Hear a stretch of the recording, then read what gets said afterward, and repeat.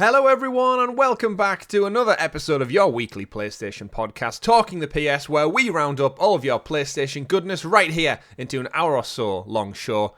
We've got a great show lined up this week, talking about PlayStation VR2 launch and price confirmed, along with a slew of new games, Sony's finances, EA making a deal with Marvel, some new updates on a couple of exciting IP, and some fantastic numbers from those games you love out there. But before we get into it all, you're joining myself, Chris, alongside the host of the XPass podcast, the man of many pixels, Mr. Richie. Welcome back.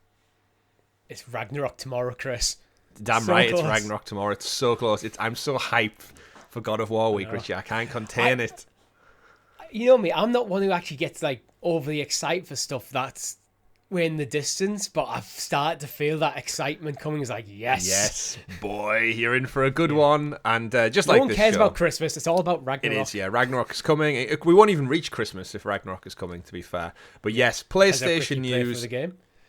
Out the eyeballs this week. Some big tentpole stories, and we can't wait to dive into it all. But before we do, don't forget to click like on the video, subscribe, and hit that bell so you're kept in the loop with all the great content we do here at Helix Cloud Games. Like this show, like our CloudQuest Show, where we go off the beaten path and talk a little bit deeper on a cloud gaming topic every single week, which our Helix Heroes get up to 6 days early. We also have, of course, our wonderful new Xbox podcast, the XPass podcast, hosted by Richie and joined by Rob, of course, this week, where we break down all the Xbox news. Plenty of stuff going on over there on the green side of the coin as well. And it's gone good so far. Thank you to everyone who's checked out the show. Thank you to everyone who tunes in every single week. I do have one ask this week. Before Ragnarok does arrive, and we all die a horrible Norse mythology death, drop us a comment below. Drop us a comment about what you're looking forward to playing the most this winter season. Because since Stadia shut down, we've seen some slope on the old subscriber uptake and the video uptake kind of thing. And we knew it was always going to happen. And we've launched new shows and we've tried to keep doing the same thing. But we're well aware that our audience is probably a little bit diverged. So I think just one ask to try and get us into that PlayStation and Xbox cloud gaming algorithm.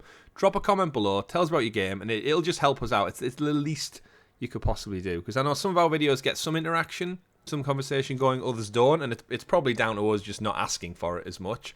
I know we're not that good at begging for people to help out, but yeah, if you are one of the hundreds of people who do tune in, just give us a little help, give us a little bit of help, helping hand this Christmas season. Because Richie, I don't know about you, but now Halloween's out the way, every fucker is just on the Christmas train. My word. God, 1st of November. I had a moan about this on Twitter, and you noticed like I posted complete gibberish. I don't know what the hell happened there, but I reposted. Drunk.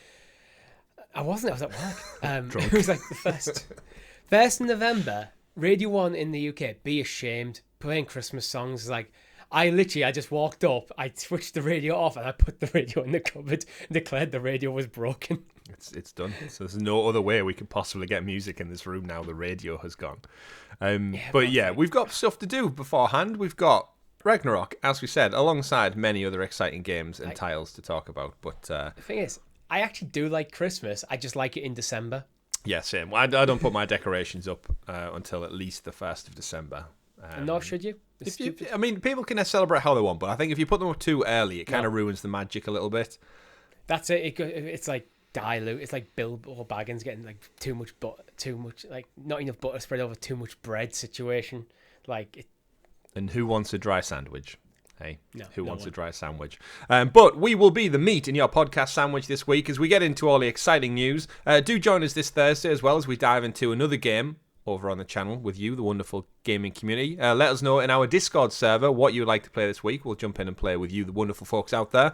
And as mentioned, like the Discord server, shout out to our Helix Heroes, the wonderful folks who support the channel that extra little bit more, just like you can, by clicking join below from as little as 99p, and you get early access to this very show. Usually drops on a Sunday, along with CloudQuest, as I said, up to 6 days early, plus loads of stickers, perks, and other exciting things out there in the world of being a member, a Helix Hero. You're all awesome. Right, Richie. Busy show. Yes. I know what you've been playing this week. We discussed it yesterday on XPass. You've been chipping away, trying to get that platinum. I have the platinum now for Plague Tale Requiem, so I won't delve into it. It's a fantastic game. Go play it. How close are you to this platinum? I'm about 2/3 the way through chapter 4 in the 7 chapters. I think it's unlikely, to be honest. You have till Wednesday.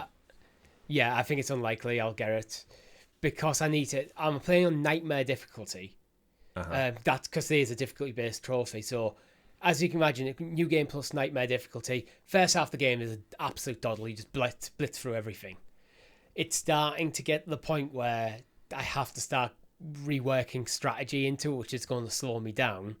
Mm-hmm. And even if I roll credits again, there's still probably going to be some mop-up after that. And it's like, there's not that much time left.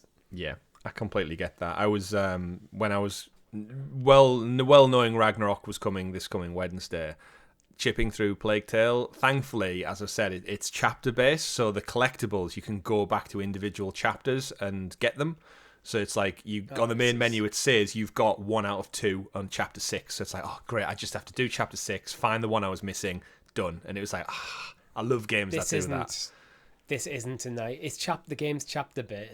Trails of Cold Steel we're talking about. It is chapter based, but there's only some things that you can do on certain chapters, and there's stuff like you have to fill up all the character notes in your logbook. But there's only you can only get certain things on certain days and certain parts of the chapter. So if you miss it, you have to literally go back to that point and continue from there again, which I've already had to do last night, where I played for about an hour, realised I missed something, and had to basically restart a playthrough of the evening again because I missed that one thing. So I'm trying to be very meticulous and making sure, following the guide, that I do not miss anything. That's fair. But you've got time. You've got a bit of time still. But I don't think you're going to get there. I don't. I think it's unlikely, to be honest. If I haven't got the platinum by the time you're sat at home listening to this, it's not happening. It's just not happening. Yeah, I can't. Yeah, Ragnarok will consume all and everything. We'll get into that. It is part of the news stories as well this week, so we will get there. But before we do that, Richie, you have to introduce us to the properly prepared PlayStation perusing points, aka the news. Of course, sponsored by our Helix Heroes. Thank you, one and all, for your patronage. Right, busy news week. I know your Xbox podcast this week was a little bit dry on the news front. Didn't have much to talk about. You had to drag out financial stories. Yeah. Well, over on PlayStation this week, everybody, we've got a bumper episode lined up, starting with story number 1. PlayStation blog this week announced PlayStation VR 2's release date and price.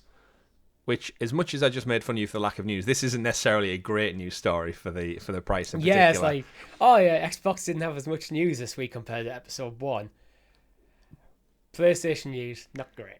Well, it depends. Depends if you're rich or not, basically. PSVR 2 launches in February the 22nd next year, and it will be priced at $549.99 US dollars, $599.99 euros, and £529.99 respectively here in the UK.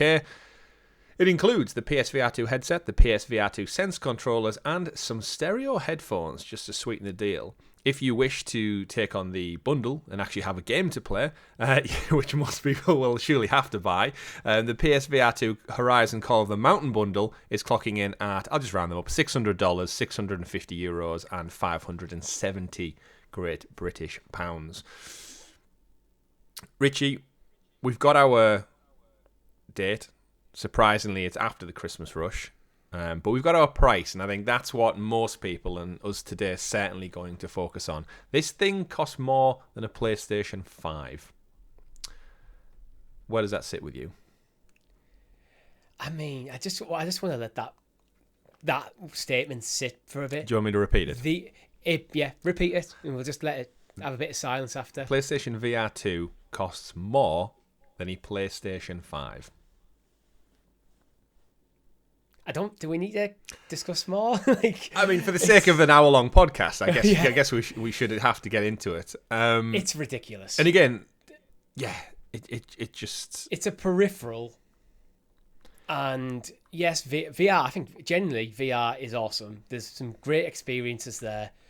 And it looks like it's starting... The promise of VR 2 is starting to get things like Call of the Mountain is starting to get that kind of proper AAA Sony exclusive level of polish. Call of the Mountain looks great, undoubtedly. It looks like a phenomenally beautiful, and no doubt it will be fun VR. If you're telling me running around in that world with robot dinosaurs and shooting arrows and throwing rocks and spears and such isn't going to be an absolute laugh, you'd be lying. But does it but does it warrant £530? And that is the problem, before isn't it? the game. Yes. Yeah, does it warrant £570 to get into it?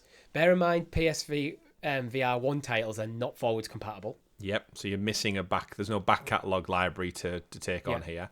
And that's not through choice. I think that's just by proximity of the technology that used on the PSVR 1, the old ancient PS3 Move controllers, the headset and such. I can totally understand why it's not backwards compatible, because the controllers themselves are so different. They want to obviously push this technology forward. And I know from watching loads of podcasts this week, listening to loads. I guess I do watch them on YouTube. From the technology that is in this headset, the price is actually quite reasonable when compared to other VR devices in terms of specification, what you're getting. This is kind of the all-round complete package if you include the console. You're probably looking at just short of $1,000. And that is if you look at the MetaQuest Pro, which is $1,500, and then you've got the Meta 2 underneath it, which is about $500, $400, $499, $399. Give or take, something like that. It kind of sits in the middle of both top-tier quality and kind of entry-level points for quality. And I guess that's a good thing. But I just think, as you said there, without the backwards catalogue, we got to look at what we'll be using this headset for. And outside of Call of the Mountain, is there anything worth you dropping $500 on? I think there will be eventually. But... It's a big but, to be honest, because I like big butts. Well, one of the biggest successes, one of the things that like the original PlayStation VR was lauded for was if you already had a PlayStation, this was actually a relatively low cost barrier to entry to VR. They did VR to a pretty decent standard. And then there was lots of PlayStation Plus games, especially in the early days, dropping. So you had this continuous library. Yeah, you probably have about 15 of them. Yeah, exactly. So it wasn't your best in class VR, but it was good enough as a supplementary thing to your PlayStation. VR2 is like, I know they've had to do it, but not having access to your VR1 library, I think, is a mistake. And then the price point, it's almost double the price of the VR1. It's more expensive than the consoles. Like, outside of a few niche titles, is it? I don't see that. I struggle to see the value unless you have £600 sat in your bank to burn. Yeah. Which at the moment I don't think that many people do. And in order for Sony to be pushing their AAA developers onto making VR titles, like Guerrilla making Call of the Mountain, it's got to see that return on investment. Otherwise, it's just burning money. And with that price point to get into it, I don't think the uptake's going to be enough. Yeah, well, we know the update for the original PSVR 2 was about a 5% attach rate. So for the 30 million PlayStation 4s, a 5% attach rate is as bad as 5% seems in single digits. It's still it's a lot of 5 million or something like that. So it's as far as the VR world goes, we know PSVR 1 was one of the top selling VR headsets, if not the top selling VR headset. But obviously you had the console proximity of that as well, and it had the games library. But obviously our bias is going to come from our own positions. Is until Stadia pays out that stimulus check, I don't have just £560-70 to drop on a brand new piece of tech that, looking at it at this moment in time, I don't have enough to play. When if anyone has that kind of cash out there, you could just get a PlayStation 5 and play hundreds of games, hundreds of them, for the same price.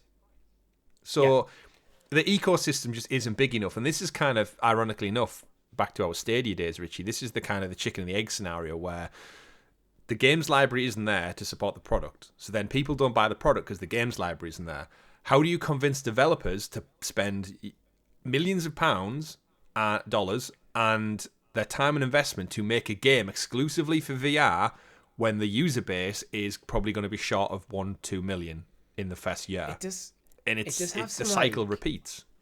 It does have some interesting comparisons to Stadia, where it's like, it's the tech I am expecting to be great. Yeah. Again, I don't think it's not going to be best in class, but it's going to be comparable. But best in class, you're going up against like HTC Vives and Oculus and stuff. Even then, I think it'll give it a good run Valve for its stuff, money. like, and you're needing like a full on like $1,000 PC to function this sort of stuff. I think, but it's going to be good enough that yeah, if you have a PlayStation, this is it. If you have a PlayStation 5 already, you might consider it. If you don't have a PlayStation 5 and you're interested in getting into VR gaming, I don't think this would be up for consideration because of the price point. Yeah. The price to entry is really, really high. Now, you can obviously tick that box as someone who hasn't managed to get their hands on a PlayStation yet, and they're like, hey, you know what? I'm just going to go whole hog and get the full bundle here, spend $1,000, have a great time with it. And if I had that kind of cash, I'd love to be that person. But I think it's such a niche. Again, in today's world, like we argued about, well, not argue, we discussed it when they put the price up the other month, $20, £20, whatever it was. Well, it wasn't dollars because did the price didn't go up in America, did it? So that means everyone elsewhere in the world is more hit with this price because there's an extra £20, €20 increase on the console now, and then the VR headset coming out next February. So it just doesn't create a thing in the world today where so many people are struggling with like heating bills and such and price rises and inflation and that. To ask someone to drop over £500 on an additional piece of hardware, it's a big, big ask. And I held off buying PSVR1 for about a year or two until it came down to, I think, the World's bundle in a Black Friday sale. And I love my PSVR2, but realistically is, at this moment in time, I barely use it because there's nothing I want to play on it. So they've abandoned PSVR1, quite frankly, aside from a couple of indie games coming out. So then, now they've switched focus to PSVR2. I'm sure it's going to get a great first year, second year worth of support. But then now do we just get into the PS Vita territory where you get all these exclusives from Guerrilla and maybe Naughty Dog have something in the works with like Golden Abyss first year or two. And then third-party support falls off because they don't want to invest in a device that's only got 1 million or 2 player base. Then third-party, then first-party drops off. And Sony start to go, ooh, let's maybe count our losses on this one. Who knows? Yeah. But obviously they are trying to launch well, and I think, again, the product I think will be fantastic. It's just maybe too expensive for you and me right now. Let us know in the comments below if you think it's too expensive for you. Is it too rich for your blood as well? But I want to get into some of the games because they did announce off the back of the price and the release date, they obviously tried to buffer this a little bit with an announcement of, hey, we've got 11 new games coming next year on top of Horizon as well. Starting off then, we'll go through them fairly quickly, but I do want to break into some of the better ones, let's say, because again, for all it's pricey, I've enjoyed nearly every VR game I've played. Vader Immortal is phenomenal. The job simulator is fantastic. Moss with the little mouse, cute as can be. Beat Saber. These are phenomenal games I've had so much fun in. Party games. Astrobot. If you enjoyed Astrobot on the PS5, imagine that in a VR world. It's like Super Mario, but you are in the world running around with him. So good, so fun. So to kick things off then, they announced the Dark Pictures Switchback VR, which is from Supermassive, of course, the people who do the Dark Pictures anthology of games, the horror, spooky, make your own decision, choice-based games. The VR title's very different, Richie. Anyone who played Until Dawn will have probably had it shock on PSVR 1 when Until Dawn Rush of Blood was essentially you're at a carnival, you're on a roller coaster track, and you run around shooting with guns. They've ditched the Until Dawn moniker because obviously that has no bearing on the type of game it actually is. It was clearly just a brand push. To now it's the Dark Pictures Switchback VR, which again kind of doesn't mean anything, and it looks like it's a similar game. It's on rails. You're traveling through multiple horror tropes. It looks like so you go through a hospital, you go through an abandoned submarine. There's zombies in one, there's ghosts in the other, and you have every weapon at your disposal to shoot at in the dark.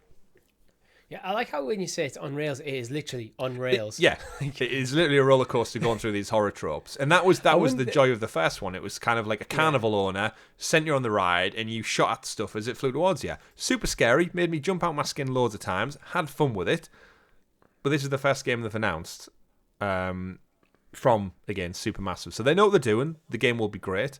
But it does look like more of the same. And I'm sure the haptic feedbacks and the adaptive triggers that are built into these new Sense controllers will add so much more layers to being immersed in that world. But again, it's just more of the same for me with that one. I'd play it, I'd have fun, but would I buy it? Probably not.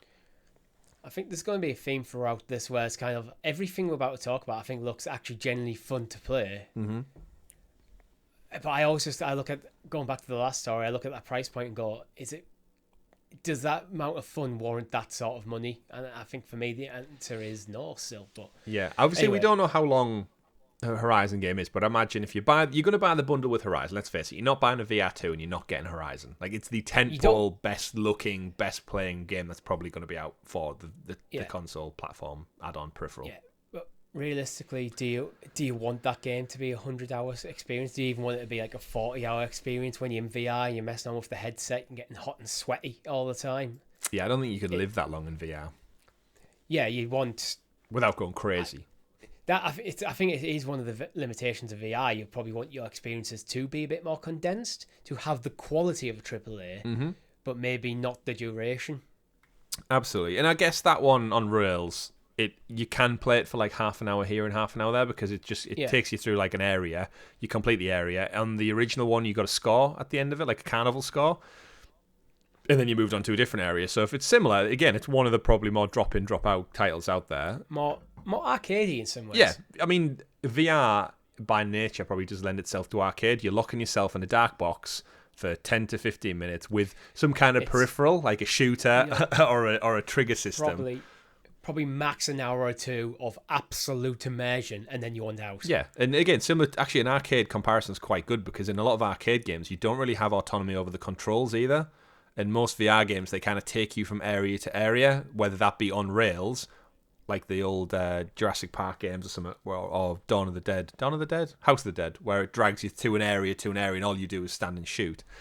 Similar to that. However, pivoting away, the next one they announced, part of the blog post, was Crossfire Sierra Squad from Smilegate. Now, the original Crossfire game is so good. It's like Rainbow Six Siege, but in VR.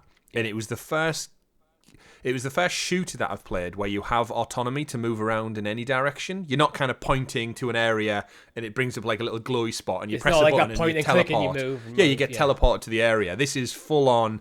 You hold the gun up to your kind of shoulder and move around at the same time, and you reload manually. Again, like you're in a real shooter. So it's, Sierra Squad. From Smilegate, they're thrilled to announce they're working on a brand new VR game called Crossfire Sierra Squad. The first-person shooter incorporates innovative features and only offered and available in PSVR2, and it's planned to launch in 2023. You'll be able to drop into the full world of Crossfire in VR, taking the fight to dimensions yet unseen. A battle-focused shooter, Crossfire Sierra Squad, will have you fighting a seemingly endless enemy force with a high AI intelligence. It's a fast-paced, easy-to-learn FPS. We can't wait to show you what we're working on. So I'm guessing it's just Crossfire continued. Yeah. And that game got absolutely tons of praises for its continued support. It's one of the few VR games that's had kind of like season pass content, similar to Rainbow Six Siege. And more of that is great with the benefits of the Sense controllers. This is, well, neither is the really out the first-person shooter person or even like the games of service online multiplayer stuff. Mm-hmm. I think this is one where VR really comes into its own, where actually... In XPass, I kind of moaned a bit, like saying how I felt like while Call of Duty has always been solid and really good, like in terms of quality, as a genre, there hasn't been any massive innovation since the first Modern Warfare. Mm-hmm. This is where I actually see innovation happen. It's like, okay, we're not reinventing the wheel so much as but we're giving you a very distinct, unique experience. So if you are a big Call of Duty gamer and you have a squad of guys that you play with every single week, if you picked up a VR headset, I think this could be an absolute phenomenal experience. Yeah. Imagine if there was like 8 to 10 of us and something, and we all had VR headsets, and maybe 1 or 2 nights a week we jump in. That'd be the dream. For a couple, now that would be amazing. I genuinely think it would be so fun. It's just a shame we're all adults who couldn't arrange more than a handful of people to get together at any given moment. It does make me think, like, what would the game like this do if it had like Call of Duty attached to it? If Activision went to town on making a game in the Call of Duty world in VR, it would be phenomenal. But I doubt we're probably ever going to see that because of the Microsoft acquisition. There's no interest in VR and such. So all we can hope is that maybe there's a team that were working on it before the acquisition merger went through or is going through. But moving on, we got the Light Brigade announced as well. The Light Brigade from Funktronic Labs, is a single-player roguelike experience, but it's in first person. The world lies in ruins, and each passing day the light grows dimmer. Only you can offer the world a glimmer of hope. So in regards to this one, it's kind of... a lot of VR stuff is first person. You're always going to get that, and this is kind of what you've got here, where it's first person. You've got a gun, you walk through, and if you die, you lose all your stuff, and you progress through the game that way. Doesn't really do anything for me, this one. No, this is one where I think it distinctly looks like a VR game. Everything looks quite angular, and everything, like the textures just seem a bit like almost like Microsoft Painty flat in some ways. I'm doing a bit of a disservice there, but yeah. It strikes me, if you took Superhot and give it color, that's what it would look like. But obviously, Superhot is specifically really leaned into that minimalism. Absolutely, like that's its style, and everyone shatters and breaks up. But yeah, Light Brigade, next one up on there, probably one of the lesser favored ones. Cities, again, this is the problem with a list of just random games, is do any of them merit the £560, £50 price tag? Next up there is Cities VR. Like, you and me love Cities Skylines. We played it, we made a whole city for like 3 hours or something. It's one of those just build a creator games. Now, what does interest me about this is building it in VR. Like, you are really in God mode, because you are floating around in the world and using your giant virtual reality hands to place buildings, place roads, move things around. I think that could be a really fun element that no one's had experience before. Yeah, but is this one where it's like, I think this would be fun, but it feels gimmicky. It feels like after you've played for like a handful of times, it's like, once the novelty of building it in VR is worn off a bit, you'd go back to just go back to probably. And that is the novelty of a lot of VR stuff, is you do something you would have done in a normal game in a virtual sense, and then, like you said, once you've done it, it's like, is it more enjoyable to just sit and do it on a big 4K screen TV on a comfortable couch, rather than being a sweaty headset boxed off from the rest of the outside world? Yeah. You know what I just thought of that would be, I think, amazing in VR? Porn. Did you ever play that too? Did you ever play any of the Dungeon Keeper games? Not the crappy, horrible mobile title that was just basically unplayable, but actually when they were fun. Yeah. So like for those who haven't, you like kind of this dungeon is like, it was basically like a strategy game, but you had to carve out parts of the rock to make rooms and stuff. But then you could possess your minions. Mm-hmm. So then you'd like go into first. I could see like how great would that be in VR? Yeah. Like, so you've got like how Cities VR is, like you've got that God mode looking down on the world, placing buildings and stuff. Mm-hmm. But then you possess them, you go into that first person mode in VR. Yeah, actually switch it up a little bit. Yeah, there's loads of possibilities that make it really good. And the next game on the list, Cosmonius High from Alchemy Labs, they're kind of one of the best ones who did it. They're the guys who did all the holiday vacation simulator and job simulator, so they know what they're about. With their games, it's literally like, let's take a premise and utilize just the floaty hand idea to have fun. So in Job Simulator, you work as a mechanic and you pull stuff out of the engine of a car and you put new parts back in and you crank things and you pull things, and it's like you don't really move from a fixed spot. Cosmonius High literally looks to take that same thing and put you on an alien planet in a high school with different species around you, and you're going to do essentially the same things. Like, you're going to be in a school, you're going to go to sports class and probably shoot some basketballs, you're going to go to hang out with the kids at the local restaurant and pour your own drink from the Slurpee machine, and it's all just basically using VR physics to, I guess, have fun. It looks like it's got a little bit of an adventure story to go with it, which will make it a little bit different. And it's, again, one of those games that in VR, you'll have a good time, you'll have a laugh, you'll feel like you're in this totally crazy, colourful world. But it keeps coming back to, like, does it merit the price tag, though? And I don't think it does. Like, you could give me all of this list of games, and I still don't think it merits the price. Next up, we've also got Hello Neighbor Search and Rescue. It's a next entry from Tiny Build in the Hello Neighbors universe. I feel like there's 5 of these games now. And everyone I've played, like, it's essentially, it's Hello Neighbor again, but it's in VR. So you go into the house as one of the kids, you have to hide in first person, and he will hunt you down and find you. And you can set traps and puzzles, and you can uncover a mystery of, like, what the neighbour's up to. Richie, we've played Hide and Seek, we've played Hello Neighbour Engineer, and Hello Engineer, I can't remember what, and I think just the original Hello Neighbour I think we tried to play as well. It's just the same in VR, right? I don't think it's anything groundbreakingly different. It's not groundbreakingly different, but I kind of think, like, Resident Evil 7.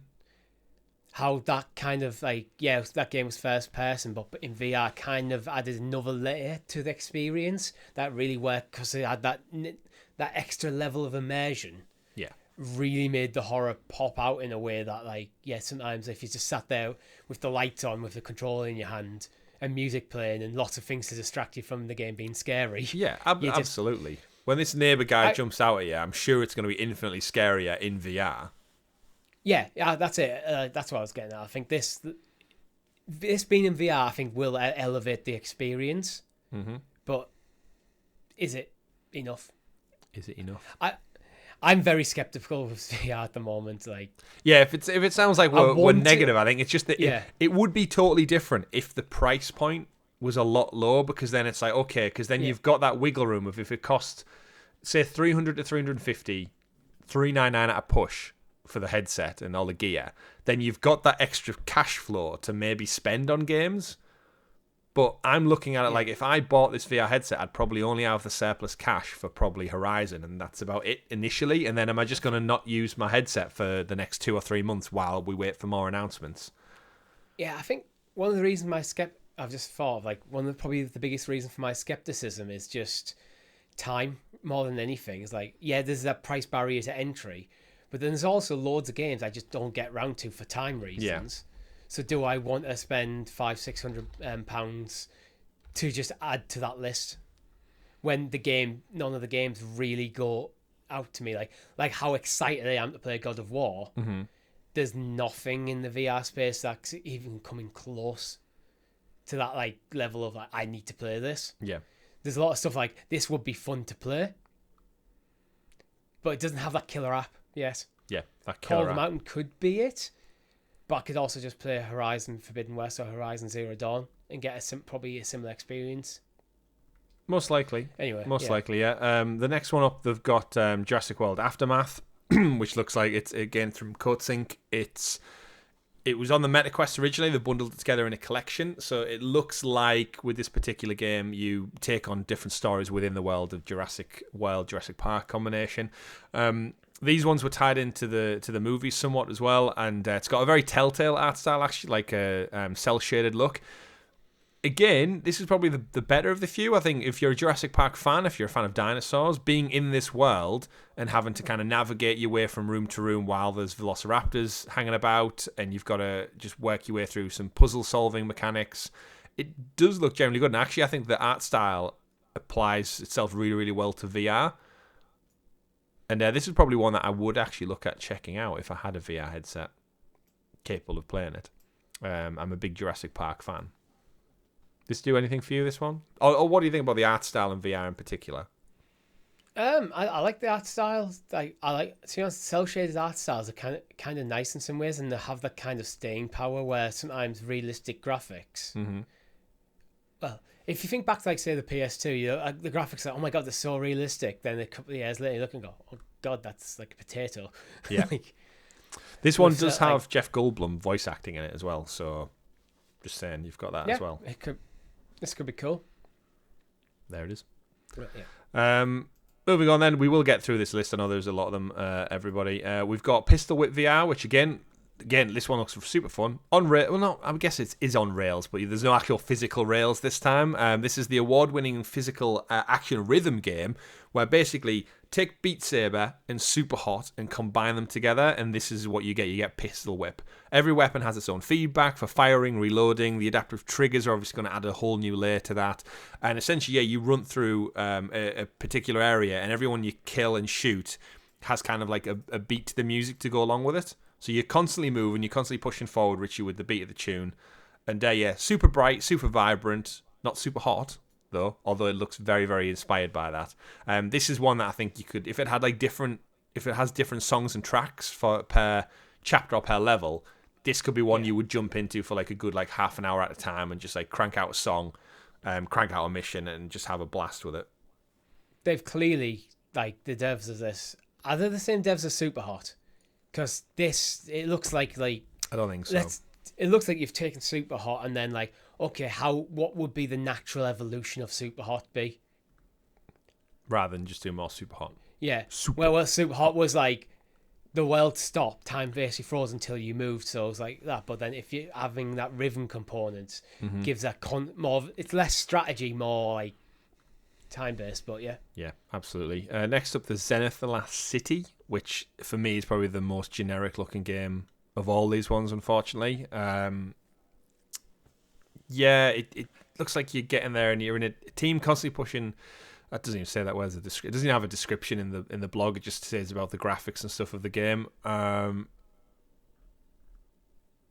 don't know, Rich, what would you even say? I'm watching the trailer. I'm like, I can't even think of what. It's kind of generic game 101. I can't even describe what. It's got that kind of like Fortnite, Overwatch, kind of very vibrant graphical style. But I haven't. There's a lot of chaos going on in the trailer. I have no real like idea what the game is. Yeah, is it a multiplayer title? Yeah, it looks like you're in a team of 4, and then you kind of run around akin to Overwatch, I think, and just kill people, fight people in this kind of wacky, zany, colourful world. There's part of it looks like almost like should be like story driven, like there's certain like looks like levels like working through. But I have no idea what this game is. Good thing that they included a description in the blog, isn't it? For us to read through. Yeah, I'm watching it now, and it looks like it's got a combination of a bit of everything. Nothing necessary to tickle my fancy anyway, as far as it goes. Moving on to the last few games of the list before we move on to another story of the week. We've got After the Fall coming as well. After the Fall is an intense cop shooter set in a post-apocalyptic version of LA, coming to PSVR2 in 2023. In this particular game, this one again looks quite fun. Killing zombies in VR is always fun. There's World War Z Aftermath, but just VR. Yeah, pretty much. What's it called? Something Horizon. It's not Horizon Zero Dawn. It's Dead Horizon. There's a game where you kill zombies. Arizona Horizon. Arizona. Yes, there is a game there where you kill zombies. Well done, Chris. Arizona Sunrise or something. There's a VR1 game called that, and it looks like a similar thing where you take them on. The good thing with this one looks like it's got quite a lot of enemy variety, and it's in LA, which is what you don't usually see as well. The crafting looks interesting. It looks like you're actually crafting the guns, and like welding mods onto your gun and fixing them rather than just like menu. Yeah, I'd say World War Z, which is a unique take that I think works in VR that wouldn't work in other games. Yeah, I think World War Z in VR is kind of probably the best fit for this one. Looks fun. Looks like you've got to kind of do team-based things to repair weapons. But yeah, the crafting element, like the fact that you're actually getting hands-on with it and making it adds that VR part to it. In most games, that'd just be tedious. Where in VR, I think because you've got that level of immersion, you've got that workbench in front of you, you're moving the bits together. I think it adds something you do. I like that it's doing something that is probably only really works in VR. Yeah. And that's kind of what I want to see from VR games, to be honest. Yeah, it's taking something like mundane, like crafting, and using the kind of what I've just gushed about with Job Simulator and applying it halfway through a shooter game. Yeah. Like, actually take the parts, take the bolts, the nuts and the pipes and such, and attach them to your weapon, but you're going to do it. You're going to actually do it. And if it breaks, it's your fault. Job Simulator, it's a brilliant example. That game would be terrible if you weren't playing in VR. Yeah, just walk to a table. Boring. Look at something, click a button. Look at something, click a button. But when you're in VR and you're messing on and pulling the levers and stuff yourself, it actually becomes fun. Like completely. You're totally right.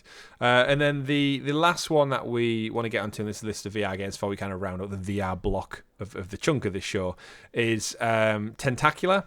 And this one just looks like super fun. There's essentially an island, Richie, and you are a giant octopus that lives next to the island, I take it, and you come out of the water and you do physics-based things to help the islanders. You can solve puzzles with them, you can pick them up and throw them into the ocean. I just seen a giant tentacle just pat a guy on the head. Yeah. This looks like, again, it's a novelty, it's more of a tech demo, but on this island it looks like it's got loads of little mini games where you kind of build, complete, help out. So if someone's if a little islander says, I'm stuck, I can't get to work on time, I'm running late, you might have to pick all the traffic out of the way so you can get to work on time, help stack shipping containers, construction work. What would you, Richie, if you had a giant octopus just off the coast and you needed a favour, what favour would you ask of a giant octopus other than don't eat me? No idea. Probably don't eat me. The thing is, this game's it's designed to be chaos. Yeah. It's fun. It's fun physics, isn't it? is what it's trying to do. A genuine giant octopus off the coast. I have no idea. Just don't destroy everything. That'd be it. Just don't destroy. Do your best to not destroy everything. Yeah, well, it looks like there's a few colourful characters in there who are like, oh, please don't kill me. Please don't eat me, kind of thing, like an overarching god. It's from Devolver Digital as well, and we know they usually pick out a good couple of gems in terms of like fun and zany game titles. But that is the list of VR games. So that brings us 11 titles set for 2023 on top of the Horizon Call of the Mountain as well. As far as an entry point, I think we're safe, rest assured that it's not the best launch. They could obviously announce things between then and now. I think a lot of people are clambering for Half-Life Alyx to be ported over, which would have been a huge get because that's one of the best VR games of all time. It's currently stranded on the Steam Valve. What is it called? What's the Valve one? I can't remember. We only talked about it the other day on CloudQuest as well. Steam. I was going to say a deck immediately. Is it the HTC one? I can't remember. There's too many VR things. No, there's definitely a Steam one. And it's currently locked away on there. So hopefully they can kind of sort something to bring that across. But yeah, we'll have to wait and see. Maybe it gets a price cut between now and then. I do think launching after the Christmas season seems a bit odd. I think that shows that they don't really care too much about that initial sales spike. Going to be the long game with this. I guess when you're making an ecosystem from scratch, you need to have that long tail, don't you? And they're still struggling to get PS5s in people's houses as well. So that's true. That is true. One of the things they are struggling with, of course, is finances. They announced their quarterly profits and earnings and such as large corporations have to.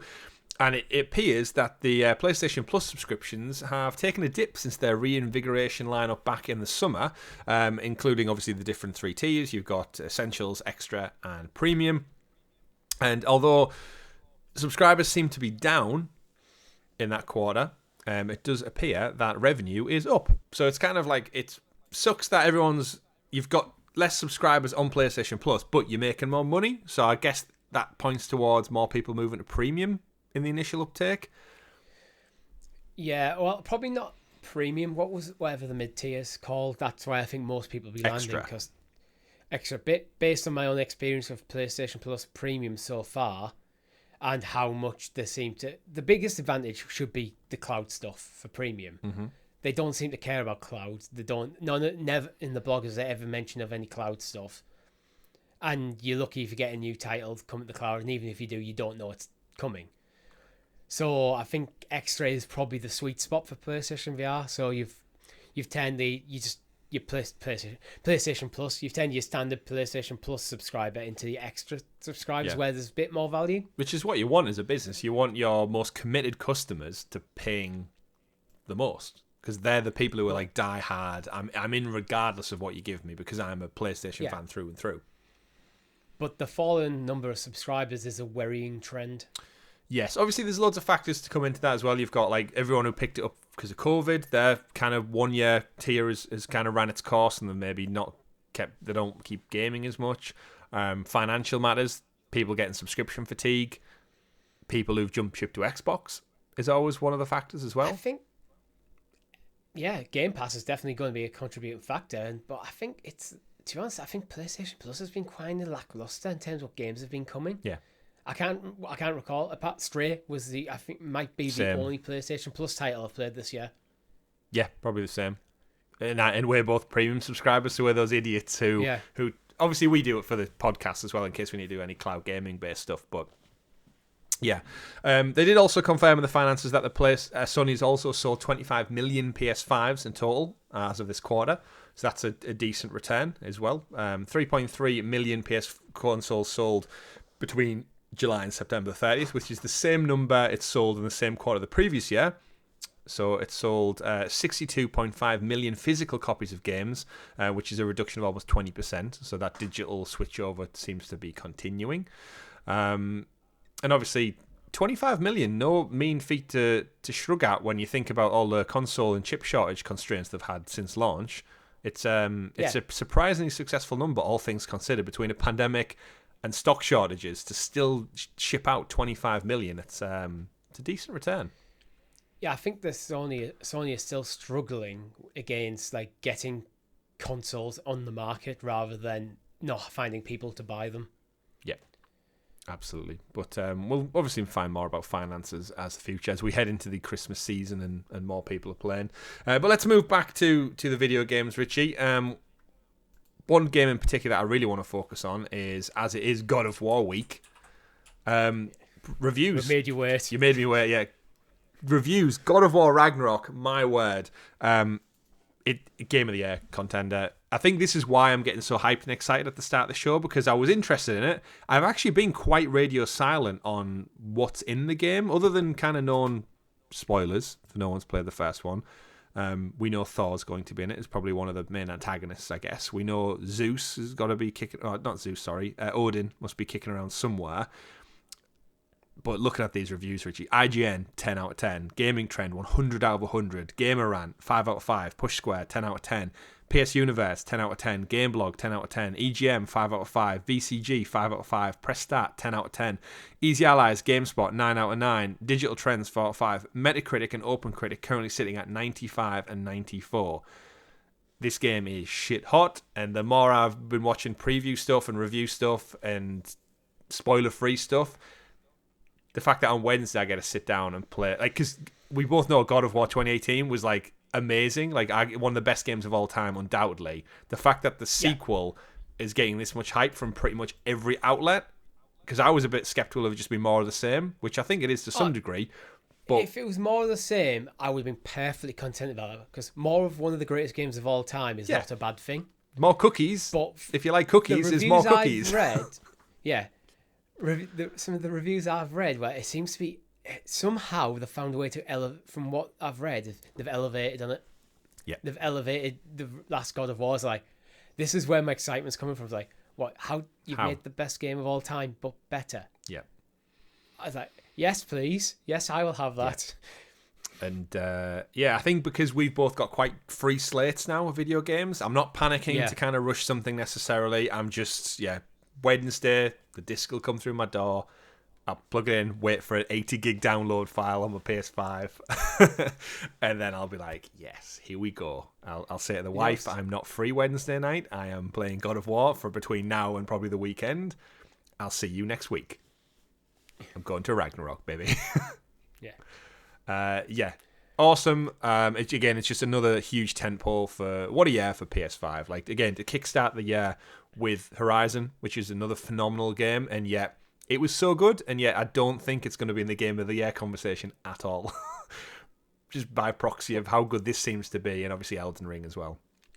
Oh yeah, I think Horizon being in the game of the year conversation ended when Elden Ring dropped. The following day, week, whatever it was. It was like a shame. Everyone liked Horizon, but Horizon was very much more of the same. Mm-hmm. Then Elden Ring came out, and for the next several months, that was everything the gaming industry talked about.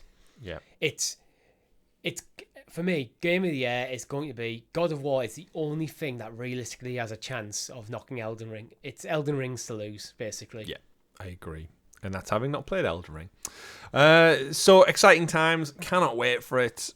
Tomorrow, at the time the show goes live for free feeds, tomorrow, Wednesday, Ragnarok. Let us know in the comments below if you've just got Ragnarok, if it's getting delivered tomorrow, or if you're excited for it, because the hype is apparently real. So throw your Leviathan axe into the comments and let us know. One of the things I am excited for, Richie, we actually covered it back on Sounds of Stadia podcast back in the day, and we covered it on one of the early episodes of Talking the PS. We have confirmation that EA are in fact 100% working on an Iron Man game, because not only that, they've announced that EA and Marvel Entertainment have signed up to work together on a multi-million-pound title collaboration. An all-new single-player, third-person action-adventure Iron Man game is now in early development at Montreal-based Motive Studio, but we've also announced a long-term deal with Marvel to develop at least 3 new action-adventure games that will be available on consoles and PC. Each of these games will be their own original story set in the Marvel universe, with the first title in development being a single-player Iron Man game. We've been long fans of Marvel and their impressive leadership, so this is a remarkable moment for our developers as well as our players, said Laura Mealy, COO at EA. We look forward to welcoming Marvel into the EA family of creators and know this collaboration will produce exceptional experiences for our players. We can't wait to see the reactions when they suit up as Iron Man and do the extraordinary things in this superhero world. Now, the footage for anyone watching on YouTube is from the PS3 Iron Man game. So don't look at that and think this looks phenomenal. You'll notice James Rhodes is not played by Don Cheadle. It's that old. But I needed some Iron Man footage to throw out there for you wonderful folks. Richie, 3 games. Yeah. EA. Mm-hmm. We know one's Iron Man. We've spoke to death about that. There's 2 more in the works. What are we thinking? We've had leaks about potential Black Panther game. Yes, and it's not the same Black Panther game from Amy Hennig or Skydance. This might be a different Black Panther game. No. Yes. Which is weird. But yeah, I think that could be it. And again, I think that would work quite well. We've talked about that. Was it on the Sounds of Stadia? It was probably when the Amy Hennig stuff came out. So I'm trying to think of what would the third be. So Wolverine's already taken, so it wouldn't be Wolverine. Nope. So it's probably unlikely to be X-Men. Squirrel Girl. Could be Squirrel Girl. It won't be Guardians, because that seems to be with Square Enix. In my mind, I'm thinking they'll probably leave most of the Avengers just because of they're in the Avengers game. So I think like that strikes out like Hulk and Hawkeye and stuff. Well, I don't know. Hawkeye could actually be really cool if a self-action game is Hawkeye. I'm trying to think. It'd be better than Avengers. It's like, do they want synergy with the MCU? So like whatever they're making now needs to line up with the MCU's slate of movies in 5 odd years. I don't think they need to. Now, I think the MCU, Marvel is so ubiquitous with entertainment now that, yeah, you know these characters. You can't. It's not like you're picking like a weird, obscure character from a comic book, as it was like maybe 15 years ago. Like you could do a Hawkeye game when there's no Hawkeye properties due to release, and it do well because people have seen Avengers. They know who Hawkeye is. I've said before, like maybe like stealth again. I'm going stealth action again with like Black Widow. Yeah, could be great. Going to these sort of stuff where in Avengers these characters sometimes they feel a bit out of place, but on their own, being like, if you like, I don't know, Black Widow's working for Shield. Black Widow. Black Widow, yeah, Black Widow. Scarlett Johansson's best portrayed character. Yeah, Black Widow's like working for Shield, infiltrating Hydra and stuff. There's a story in there. Yeah, like espionage, like Splinter Cell, Metal Gear Solid style. Yeah, Splinter Cell, but Marvel. Yeah, it's interesting because you've kind of got like, where do you go with it? Because like Thor could be really fun as well as a third-person action adventure. Like you've got different worlds to travel to. You're not like beholden to just being on Earth. Not that you are with any Marvel property. Thor would be really good because I can't recall ever seeing a Thor game. I've got one. Stay there. That's what I was looking for before when I disappeared off camera. Yeah, B4. But yeah, I think a Thor game could be really cool. It depends. I'm trying to think of like... Yeah, I bought them a while ago with the intention to play them ahead of... I can't remember why I bought them. The original Avengers game. No, not the original Avengers game. So much so, like, the Iron Man game's still in its wrapper. But I have Thor God of Thunder on PS3. That's a throwback. Battle as Thor, commanding massive storm powers and wielding his legendary hammer Mjolnir. Norse worlds to save, Asgard smashing colossal foes from the Thor universe. Unleash lightning, thunder, and wind. Grapple colossal enemies. Features Chris Hemsworth as Thor and Tom Hiddleston as Loki. So back when movie tie-ins actually had like voice actors, I guess. Yeah. And so half the budget in that game went on 2 most actors. likely. I guess unknown at the time, though, the 2 of them. They weren't big famous names like they are today. And then one Iron Man for PS3, the official video game of the movie. Go beyond the movie and take on enemies in the air and on the ground as Iron Man. Customize your suit, evolve your weapons, and take to the battlefield. Take on tanks, fighter jets, and supermassive weapons with your high-tech suit of armor. Open-ended battlefields create action-packed high-adventure missions. Single player from Sega. Both of them from Sega. It looks fun, to be honest, to the trailer. Like it's the fact there's something about movie tie-ins, that I do feel like we're missing in this world. Like, when I think back, like, the Lord of the Rings movie tie-in games, most of them were terrific. James Bond games, I enjoyed them. But, yeah, I guess we're so far out from knowing. What's interesting is to see that EA didn't totally blow their bridges with Disney. Yeah, they've just landed a 3-game deal over probably, 10 years, another decade worth of EA Disney games, albeit these ones under Marvel instead of Star Wars. It's and again, I like EA. I think we've said a few times on the show that I think they're starting to mend some of the problems they've had over the last generation or two. And they're becoming the more out of between the big third parties, between Activision, all the shit going on at Activision and Blizzard, and Ubisoft and all the problems they're having. EA is actually the kind of the safest bet to give a game IP to. Yeah, I think Jedi Fallen Order was an absolute pivotal moment, I think, in that company's history. This was a single-player game that didn't have any DLC, that came out. Everyone loved it. Yeah. Looked and great. It looked great, played great. It sold really well, and I think this was kind of proof that to EA, like, actually, no, we can make single player games. We don't have to rely microtransactions, on microtransactions and loot boxes. Not everything has to be an online experience. Nothing wrong with an online experience, but you don't have to try and make everything into that. Yeah, there is room for these story based single player games. Which is why, and then they give the right team the right tools to do the job. They nailed it. Mm-hmm. But yeah, interesting. Well, we'll have to wait a while to actually see what this is, but it's good to know it's official, and it's good to know these games are coming. So we've got 3 Marvel games from EA. We've got Insomniac, Spider-Man, and Wolverine. We've got whatever continues to be Square Enix's Avengers game, and anything in between. And we've also got Skydance, in Amy Hennig's Captain America and Black Panther Untitled project. So if you're a Marvel fan, batten down the hatches, in fact, because you've got games are coming. Richie, have you checked out Marvel Snap yet? No interest in it. Mate, it's so good. I'm like level 219 now. I've been playing this game all week. And I was joking about it on last week's show, but I've hit a threshold where I'm so annoyed by the adverts, there's no way I'm touching the game. Oh, you love it. Marvel Snap. It's too many. I know this is weeds from a former Stadia fan saying like Stadia never did any marketing, so they're doing too much. Too much marketing. I can't escape that game, and it's annoying me.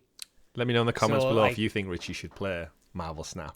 Yeah, I probably should. I'll probably enjoy it, but I don't want to. Oh well. I want that game to crash and burn. Maybe if God of War really doesn't land for you. Snap. You'll be able to play Marvel Snap in the wake. Speaking of being in the wake of things, apparently the Embrace acquisition of Square Enix and a couple of their some of the Square Enix studios and IP, like Tomb Raider, Deus Ex and stuff, has not worked out so well. We covered it on this week's show a couple of weeks ago when Adios Montreal was renamed as Onoma. And apparently the name change didn't go down that well at all because merely 3 weeks later, the Embracer Group have shut down the studio formerly known as Adios Montreal. That means the studio... Square Enix Montreal. What did I say? Adios Montreal. Adios, yeah. Oh, sorry. Square Enix... That's so confused because of the name change. Yes, Square Enix Montreal was renamed 3 weeks ago to Onoma. This is the studio that made Lara Croft Go, Hitman Go, and a couple of other smaller titles for Square Enix. The staff, again, are going to be retained. They're going to be moved over to Adios Montreal. But they've cancelled their unannounced game that whatever the studio is working on. And yeah, it just seems odd timing, right, Richie? Why would you rename a studio, announce that they're working on a new project, and then less than a month later, pull the plug? It gives you the impression they didn't really know what they were doing, to be honest. Like, because you'd think you'd have you have it before you finish the purchase, you have an idea of what the studios are and what you're going to want them to work on to go, okay, we got the name change thing. Weird name change, but okay. But it's no longer Square Enix. They probably had to make that decision. But then to just pull it... Maybe the plan was always to just merge these studios. But because of the weird stuff, they can't call it... They can't own a Square Enix named studio. They had to change the name immediately, and they weren't ready to do the merge. Maybe they're doing the due diligence and seeing what stuff they were going to keep, what stuff are going to go. I don't know. Either way, it's weird. Yeah, they've been full over. And again, it's great that no one's lost their jobs. But it's a shame because the Hitman Go games were great. And again, they were smaller titles, but they were fun all the same. And that brings us on to those staff who are moving over to Adios Montreal will also be working on reportedly to be a new Deus Ex game in very, very early development. And as someone, I've never played a Deus Ex game.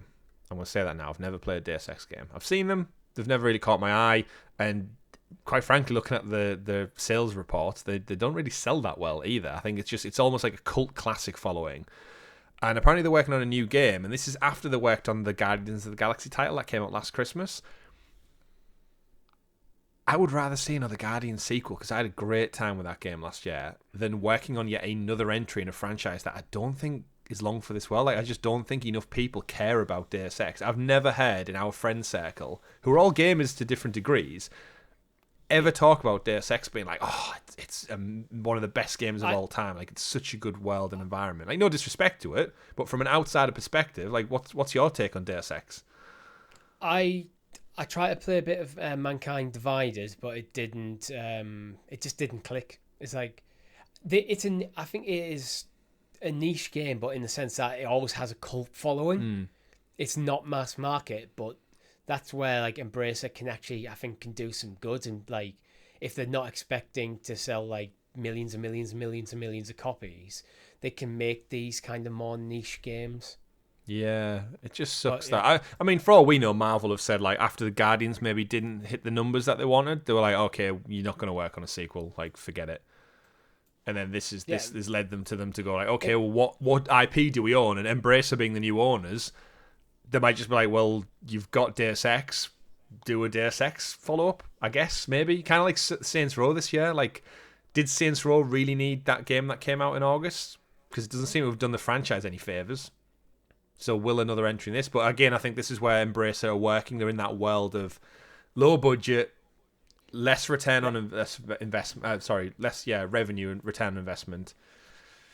But it feels like Embracer are trying to crack AAA, but not quite there. It's almost like 2.5A.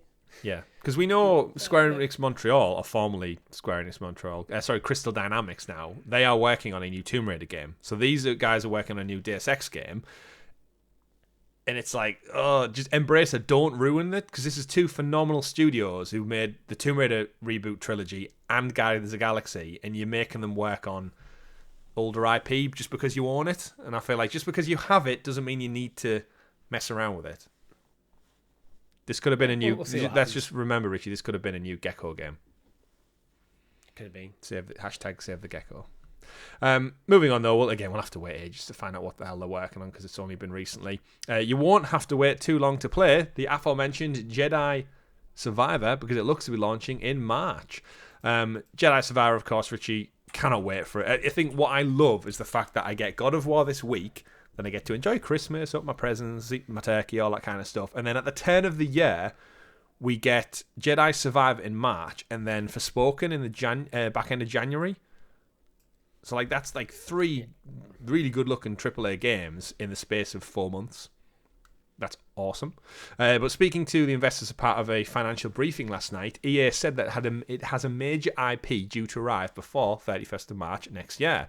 Of course, we know that the Need for Speed franchise is returning this year. We know Dead Space will be out early next year. And we know the Koei Tecmo partnership, Wild Hearts, has already been announced coming in February. So there's not really, other than this being like a surprise stealth game of something we don't know about, Jedi Survivor is the only game, realistically, that should be and could be due out. So, do you reckon it's on? I think so, but just delay it to May the 4th. Yeah, that would be such a good launch date. Unless they've got something. Not if it's end of March. It's not even that. It's a month. It's a little over a month. It's like 6 weeks, and then you get that big more synergy with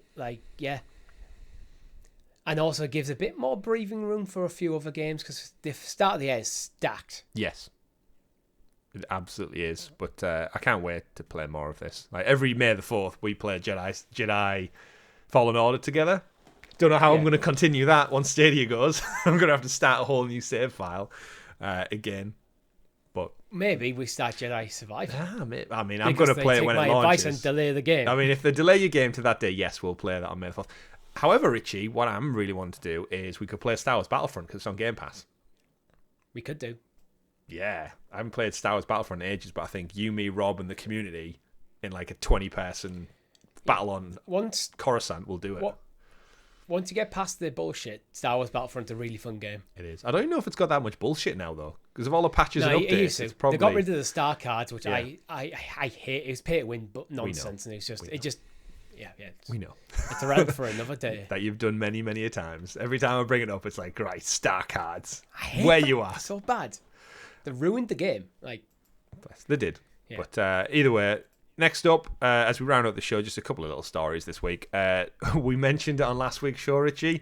Sackboy, A Big Adventure, was coming to PC.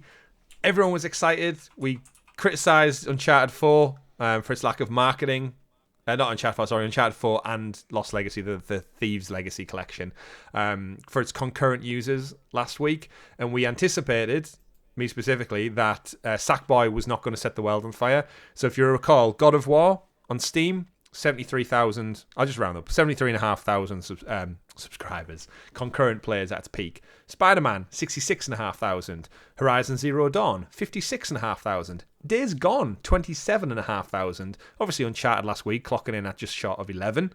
So a lot of a big drop off for that one. Sackboy, Big Adventure, 610 peak concurrent players on Steam.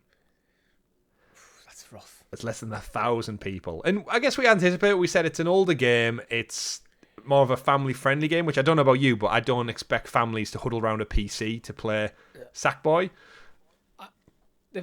I'm curious how much PlayStation cares about these numbers too much, because I suspect they're like going to eventually launch their own PlayStation app, properly launcher on PC, where these games will probably all get a bit of a lift. Mm-hmm. And obviously things like God of War, one of the greatest games of all time, Spider-Man, the IP carries itself, Horizon Zero Dawn, very much well revered, so there's a lot of the PC gamer community will have heard of these games, excited to play them.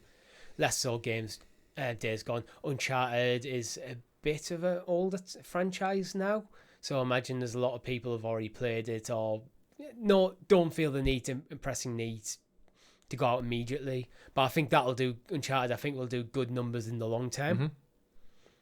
Sackboy does feel like this is a game they're getting on PC for the inevitable launcher, where they're probably, 610 is brutal. Like, that's got in the entire world. But yeah, that's crazy. But I think, was Sackboy's Big Adventure even that big on PlayStation? It reviewed okay. It wasn't a bad game, but again, it was one of those games. I think it sold more because it was a pack-in game at launch for a lot of people. Like, there wasn't many games at PS5 launch, and this was probably one of the ones you would pick up, especially if you've got kids or you want something that's a little bit different. What I would say is all these games on PC, it's got me thinking, Richie. Imagine if the PlayStation Premium monthly subscription included PC versions as like a little perk. Yeah, that'd be good. I think that would be nice. Basically Microsoft do with Game Pass Ultimate. That would be nice. Like, imagine if you could go and boot up God of War or Days Gone or whatever in the best version you possibly could because you're a PS Premium subscriber. But that's a conversation for another day. Rounding out our final two quick stories here. Plague Tale Requiem. I've gushed about it. I love it. One of my favourite games. It is still definitely my Game of the Year conversation because I've not played Ragnarok till tomorrow. It's still going to be up there in the conversation when we get to the end of December and we start discussing our favourite games of the year. But yes, Asobo Studio, the terrific team behind this one, tweeted out this week saying 1 million players have already flocked to the rat-riddled Plague Tale Requiem. Sharing the milestone on Twitter, the publisher Focus Entertainment thanked everyone for embarking on the incredible journey with Amicia and Hugo. Of course, only released on the 18th of October. And it's already broke the 1 million player mark. Of course, it is on Game Pass, so there is some skepticism regarding how big of an announcement this is. But you know what? 1 million players for a small. I guess it's an indie title, right? Do you, if you Focus Entertainment, do you care whether people bought the game or got on Game Pass? You care about people playing your game, when people play the game on Game Pass, they make money off it. So it's still 1 million people have jumped into this game. Absolutely. And highly recommended from me. I think Richie's going to play it in 2027. Maybe if he survives Ragnarok, he'll get round to it. But yes, Plague Tale Requiem, it's great to see it doing so well because I think there's always that risk of these smaller titles just to kind of come and go and they don't get any fanfare or buzz. But yeah, game's absolutely stunning, gorgeous. I'll can talk about it all day long. So I would do a spoiler cast if someone else on our shows had played the damn game. Not that I'm forcing you into playing it, but just kick me off a show and do a spoiler cast and a CloudQuest with just Rob or something. Rob hasn't played it either. So there's a problem. Has Tom played it? I don't know. But either way, final story of the week as we round out this episode of Talking the PS. The Last of Us TV show, which I cannot wait for. We knew it was coming in 2023. We had some leaks last week regarding its launch from HBO Max's internal coding and such. It's been confirmed. The Last of Us TV adaptation is indeed going to arrive on HBO over in the States. I don't know where else it's going to launch worldwide. In the UK, we go through that horrible, awkward Sky partnership they've got, Richie, so we need to subscribe to Now TV if we want to watch any things, because it's through Sky Atlantic, similar to the Game of Thrones and House of the Dragon setup. Either way, though, January 16th, because we get it on the Monday because the time zone difference, 15th in America on the Sunday. I can't believe it's so soon. Like, January is just around the corner. I didn't realise they would... I know they'd kind of finished filming and stuff, but, you know, you just think it's going to be probably, like, April onwards, I was suspecting this. Maybe closer to Halloween, in fact, with the 2023 playoffs. But, yeah, January 15th, like, bring it on. Cannot wait. How many episodes do you think it's going to be? Because HBO like to keep things quite condensed. Like, Game of Thrones, I think, benefited really, really well from just having 10 episodes per season. Yeah, you could argue Game of Thrones could have done with more episodes. Oh, by the end, undoubtedly, yeah. I want to go, I think maybe 10 max, maybe 6 to 10, I reckon, in that range. Yeah, something although nice and solid. There's a lot of story that could be told, and I think, 6 to 10 is probably about right. 6 to 10. Well, who needs 6 to 10 episodes, Richie, when you've got 21 episodes of Talking the PS right here on Helix Cloud Games? That's right, folks. That brings us to an end of this week's show. Thank you very much for tuning in. Thank you very much for watching. And thank you to everyone who's liked, shared, subscribed, and commented down below to help us out with that magical, magical algorithm. A huge shout out to, of course, our wonderful Helix Heroes, the extra sponsoring people out there who, thanks to their patronage, they get this show a few days early. They get CloudQuest a few days early. Stickers, perks, and exclusive benefits as well. Do join us in our Discord if you want to talk to other like-minded gamers about all things PlayStation, although a lot of us this week will probably be very quiet because we're all playing God of War Ragnarok. That's been it for this week's show. My name's been Chris. I've been Richie. We've been Talking the PS. Thank you for tuning in, and remember, folks, play whatever makes you the happiest. Goodbye. Bye. Boy.